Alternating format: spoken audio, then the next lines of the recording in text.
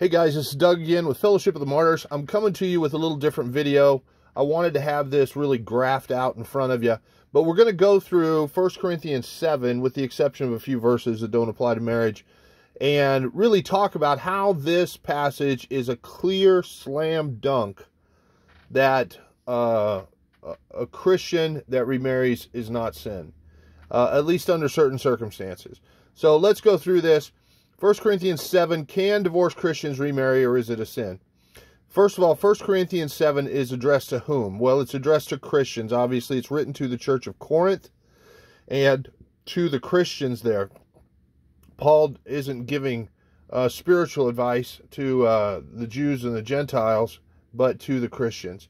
And in particular, the passages we're looking at are addressed to Christian couples, Christians who are married to unbelievers, virgins, male or female, and people who are engaged or betrothed, which is the same thing basically. And number 5, the unmarried and widows. Unmarried could mean people that never got married, which presumably would still be virgins, or people that are happen to have already been divorced. So let's go through this now. 1 Corinthians 7:1. Now concerning the matters about which you wrote, it is good for a man not to have sexual relations with a woman. This chapter is a response to a letter from the Corinthians asking for advice about marriage and relationships. Some believe Corinth was teaching that it was more holy to be celibate, and it was splitting up marriages. So that's the circumstance that we're in the middle of here. They were under a lot of persecution and had begun to teach that it was better to be single and celibate. It was splitting up marriages and other stuff. 1 Corinthians 7:2, but because of the temptation to sexual immorality, each man should have his own wife and each woman her own husband. So Paul is recommending for everybody to have a spouse so that there isn't sexual immorality, and then, of course, to stay within that marriage if you need some affection. A warning and admonition against that sexual immorality is bad and should be within the bounds of marriage. 1 Corinthians 7:3, the husband should give to his wife her conjugal rights, and likewise the wife to her husband. This is from the ESV, the English Standard Version. The King James said they should not defraud one another. 1 Corinthians 7:4, for the wife does not have authority over her own body, but the husband does. Likewise, the husband does not have authority over his own body, but the wife does. 1 Corinthians 7:5, do not deprive one another, except perhaps by agreement for a limited time, that you may devote yourselves to prayer. But then come back together again, so that Satan may not tempt you because of your lack of self-control. This is clearly a word to the married couples that are Christians. You wouldn't call somebody who was married to an unchristian to fast and pray. 1 Corinthians 7:6, now as a concession, not a command, I say this. 1 Corinthians 7:7, I wish that all were as I myself am, that is to say, single and celibate, but each has his own gift from God, one of one kind and one of another. He's inferring that not everybody has the gift of celibacy. 1 Corinthians 7:8, to the unmarried and the widows, I say that it is good for them to remain single as I am. Verse 9, but if they cannot exercise self-control, they should marry, for it is better to marry than to burn with passion. The King James says better to marry than to burn, and the implication there is burn in the lake of fire, not burning with passion. 1 Corinthians 7:10, to the married I give this charge. Okay, so now he shifted gears. That was to folks that were single, and he's recommending they stay single. But if they have to go ahead and get married. 1 Corinthians 7:10, to the married I give this charge, not I but the Lord. The wife should not separate from her husband. Again, the ESV, verse 11, but if she does, she must remain unmarried or else be reconciled to her husband, and the husband should not divorce his wife.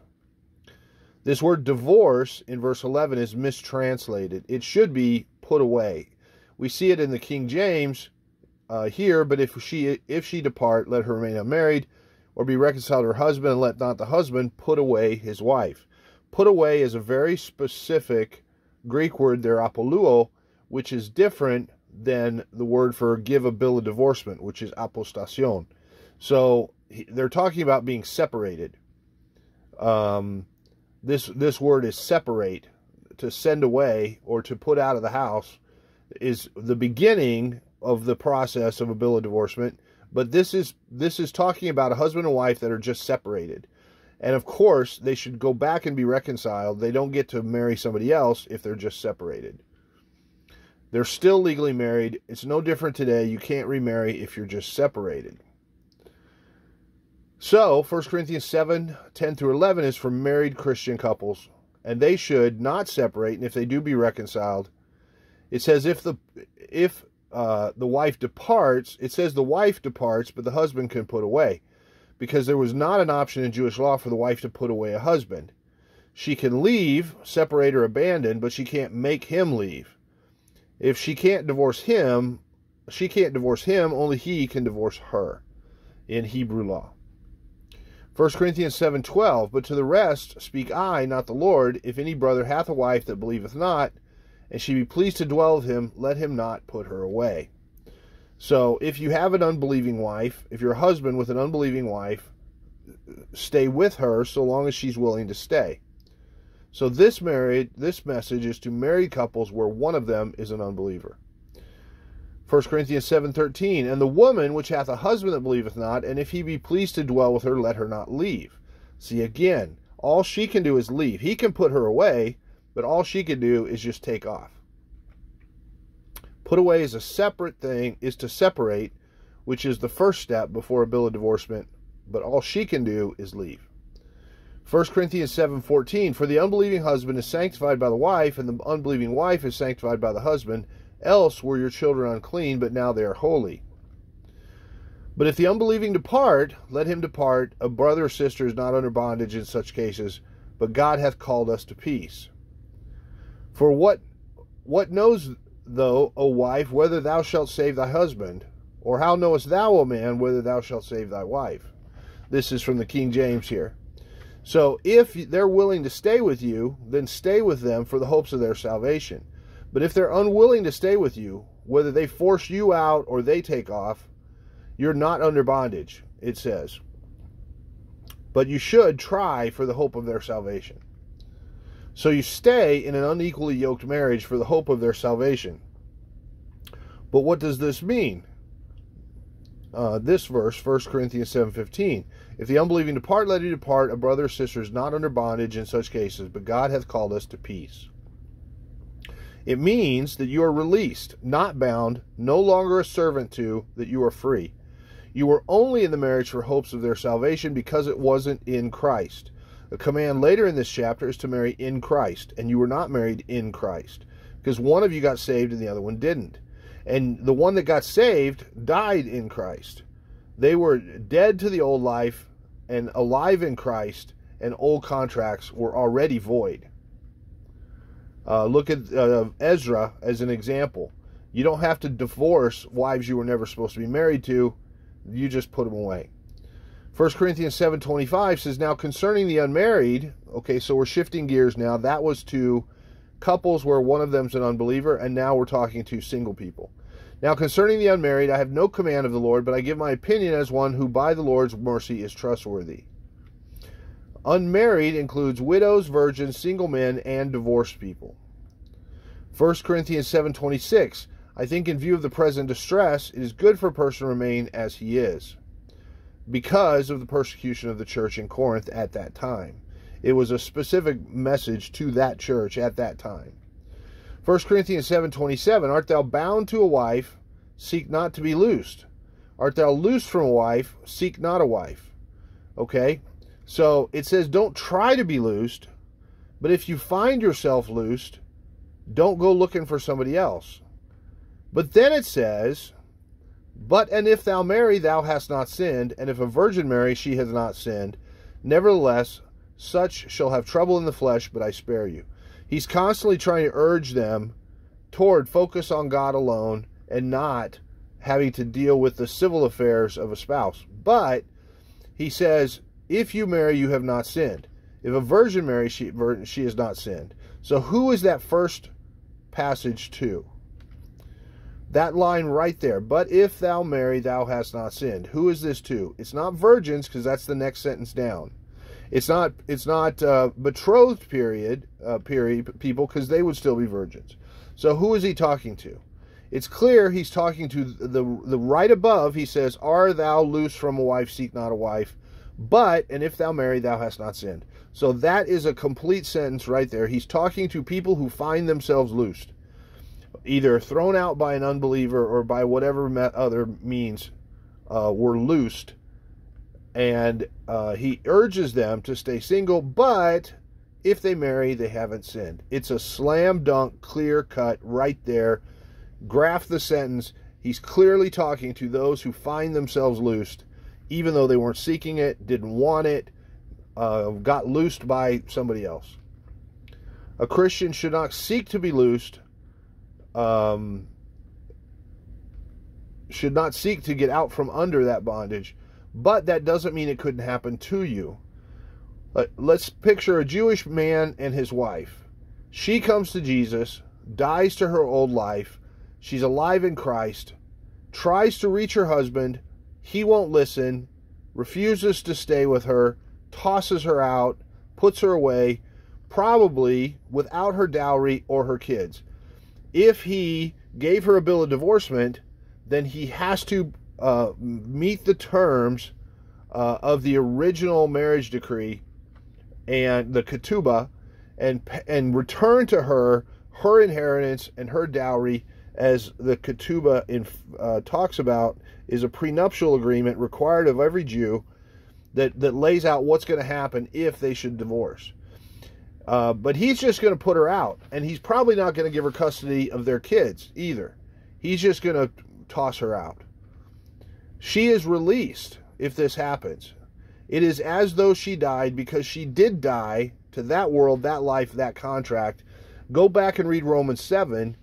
She is new in Christ when she died to the old contract. So it's not a matter of her husband being dead. If he is still in the world and refuses to come to Christ, and she came to Christ, then she died in that sense and is free of that contract. And if he refuses to live with her, Paul says she's loosed. She's not under bondage. She is not chained to that relationship anymore. But she's free to marry now, but only in Christ. 1 Corinthians 7:29, "But this I say, brethren, the time is short, it remaineth, that both they that have wives be as though they had none, and they that weep as though they wept not, and they that rejoice as though they rejoice not, and they that buy as though they possess not, and they that use this world as not abusing it, for the fashion of this world passeth away." So he's saying again, don't get your eyes on the world. I want you to be free from anxieties. The unmarried man is anxious about the things of the Lord, how to please the Lord. But the married man is anxious about worldly things, how to please his wife. And his interests are divided, and the unmarried or betrothed woman is anxious about the things of the Lord, how to be holy in body and spirit. So the unmarried can focus on the Lord, but the married woman is anxious about worldly things, how to please her husband. I say this for your benefit, not to lay any restraint upon you, but to promote good order and to secure your undivided devotion to the Lord. If anyone thinks, okay, so that's a whole paragraph right there talking about focusing on God, not focusing on the world. So even if you're married, try to live as if you're not, because you're more likely to focus on the Lord than to devote yourself simply to making her happy instead of making God happy. And then in verse 36, we change. If anyone thinks he is not behaving properly toward his betrothed, if his passions are strong, and it has to be, let him do as he wishes, let them marry, it is no sin. So now we've switched to those who are in the middle of a betrothal. In Jewish law, you would write a ketubah, the marriage document, which has all kinds of terms. What happens if we break up? What happens if we get divorced later? Whatever. And you would be betrothed, and you're officially husband and wife when you sign the marriage decree at the beginning. But then probably a year later, he goes and prepares a place for her, and at a time and hour she doesn't know, goes and gets her and brings her, and they have the wedding feast, and then they consummate the marriage then. Up until then, she's still supposed to be a virgin, and they're not supposed to be messing around. So here, Paul is talking to the people that are in the midst of a betrothal, saying, if you can't restrain yourself, then hurry up and get married. This is a message to those that are betrothed. 1 Corinthians 7:37 says, but whoever is firmly established in his heart, being under no necessity, but having his desire under control, and has determined in his heart to keep her as his betrothed, he will do well. So if you can make it through the whole betrothal period and get married on schedule, you're better off, and you can focus on the Lord, and you're not burning with lust. Typically, a celibate betrothal period would be at least a year before the marriage ceremony. 1 Corinthians 7:38, so then he who marries his betrothed does well, and he who refrains from marriage will do even better. So Paul's always suggesting that people, without making a law telling them they have to be celibate, they have to be single, he's urging them to stay focused on the Lord and restrain themselves. 1 Corinthians 7:39, a wife is bound to her husband as long as he lives, but if her husband dies, she is free to be married to whom she wishes, only in the Lord. Now, this is a verse that's often used to support the idea that you can't remarry so long as your spouse is alive. But this is not talking about divorce. This is talking about someone that was put away. And this is not talking about someone who was put away by an unbeliever. So this is clearly a wife and a husband who are still married, just separated. And so in the beginning he says, if you separate, go back and be reconciled. You don't get to remarry so long as you're just separated. This is not about someone who's divorced as Moses required. It was never a sin to remarry under the law of Moses. And Jesus said that he didn't come to change or put away the law of Moses. However, if you just separate, then you are continue to be bound. But this word bound here, we see in verse 15, that says if the unbeliever won't have you, you're not bound. So that bondage is broken when the unbeliever releases you, because you were only staying for the hopes of his salvation, not because it was holy matrimony and blessed by God, when you're married to an unbeliever that you're not supposed to be. Here, this only in the Lord is generic advice to anybody that you're to marry another Christian. Whether you're a single virgin looking to get married, or you're in a betrothal period or whatever, you should marry in Christ. You should marry another Christian so that you avoid this same kind of problem as mentioned before. Verse 40 says, but she is happier if she so abide after my judgment, and I think also that I have the Spirit of God. So again, the verse before is not marriage doctrine that says you can't remarry so long as your husband is alive. It is really talking about reconciling after a separation, and it's really used as an example so he can say if she stays single, it's better, in his opinion. Paul again is suggesting that it's less stressful to stay single. So let me summarize quickly the messages to each group. To Christian married couples, he says don't separate, and if you do, reconcile. There is no scenario where a Christian couple, two obedient, God-fearing Christians, should divorce. Whatever it is, even adultery, you should forgive and make up and fix it. If two people say they're Christians, but one of them is beating the other one, threatening the other one, they're clearly not being obedient to Christ. They're already out of their covenant. They're not to have it to hold for better, for worse. And if you're beating somebody, you've already violated that covenant, period. But two Christian, obedient, God-fearing people that are married should reconcile. It says, do not deprive one another sexually. It says, don't seek to be loosed, that is, to divorce. And it says, try to care about God more than the concerns of your wife or the cares of the world. So live as if God is preeminent and focus on him the most, even though it's a real temptation and danger to get absorbed in the things of the world. Number two, the group that he's talking to is Christians married to unbelievers. He says, stay for the hope of their salvation. Don't seek to be loosed. But if the unbeliever won't have you, you are unbound. You are loosed. And you are free. You are not continually chained to that relationship, whether they live or die. Stay single if you can, afterwards. But if you marry, marry who you wish, but in Christ. And then worry about God more than the spouse or the things of this world. The messages to the virgins. Better to stay single and focus on God. But if you're burning with lust, get married. When you marry, try to focus on God more than the concerns of your spouse or the world. And don't seek to be loosed.